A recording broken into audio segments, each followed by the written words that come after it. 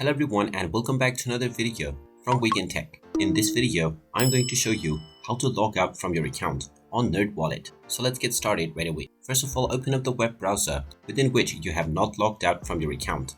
And then in the address bar, type in nerdwallet.com and press enter. You will now be taken into the official NerdWallet website where you will directly end up within your dashboard. Now from this page, in order to log out from your account, hover over to the My NerdWallet option at the top right corner. This will now open up various options within which you will see the sign out button underneath account. Go ahead and click on it, and now this will log you out from your NerdWallet account right away, and you will be taken into the home page from which, if you wish to log back in, you can proceed forward with your credentials by entering your email address and your password and using the authentication.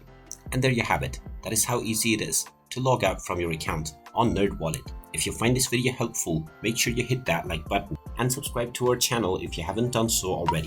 Also ring that notification bell to never miss another update from us. Thank you for watching, and I will see you again in the next video.